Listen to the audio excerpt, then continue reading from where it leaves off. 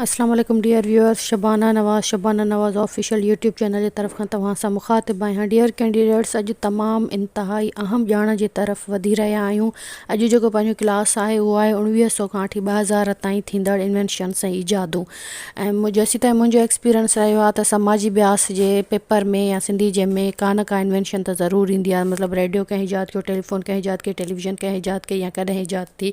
उन हवाले सां हिकिड़ो मुख़्तसिर वीडियो ऐं उन में तमामु कोशिशि कयो आहे त मतिलबु जेतिरियूं बि आहिनि फेमस इन्वेंशन्स उनखे ऐं शामिलु कयो वञे।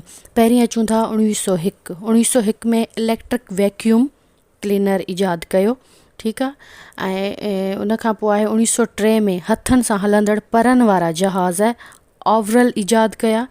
1907 में ऑटोवेगन ईजाद थी। 1915 में अर्नेस्ट स्विंटन टैंक ईजाद कई। 1920 में हाणोकी शकिल जो ट्रैक्टर ईजाद थियो, जेको हाणे मौजूदा ट्रैक्टर आहे उहो 1920 खां वठी उन जी ईजाद थियल आहे। 1928 में अलेक्जेंडर फ्लेमिंग पहिरीं एंटीबायोटिक दवा पेनिसिलिन ईजाद कई, ठीकु आहे। उन खां पोइ आहे त 1946 में माइक्रोव्यू ऑन पर्सी स्पेनर ईजाद कयो। 1947 में जॉन बॉर्डन ट्रांसटर ईजाद कयो। 1951 में न्यूक्लियर पावर ज़रिए घरेलू स्वार्फनि लाइ बिजली ईजाद कई। मतिलबु 1951 खां वठी न्यूक्लियर पावर जे ज़रिए जेके घरू स्वार्फ उन लाइ बिजलीअ जो आगाज़ थियो। 1957 में पहिरियों पर्सनल कंप्यूटर ईजाद थियो। 1960 में पहिरियों सेलफोन ईजाद थियो। 1971 में रीड टॉमलिन्स ईमेल सिस्टम ठाहियो। 1971 में उपालो जहाज़ ठाहे ख़िला में मोकिलियो वियो। 1972 में पहिरियों वीडियो गेम ईजाद कयो वियो हो। 1973 खां 1975 ताईं जदीद इंटरनेट ईजाद थियो। 1980 खां 1990 ताईं नासा ख़िलाई शटल ईजाद कयो।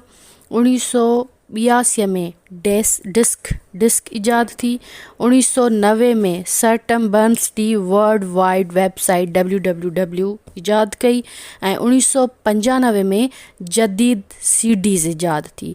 ही कुझु इन्वेंशन्स हुयूं इलाही अहम जेके 1900 खां वठी 2000 ताईं थी सघे थो कुझु मिसिंग बि थी हुजनि, पर जेके मूंखे फ़िल वक़्तु ज़हन में आयूं त मां सोचियो त इहो तमामु अहम सुवालु आहे। जीअं इहा हिन वक़्तु ताईं ॾिठो वियो आहे त जेके इन तरफ़ अगरि अचूं था त को मुल्क उन जो कैपिटल या करंसी या इराज़ी इहो तक़रीबन हर हुन में पेपर में ईंदो रहंदो आहे।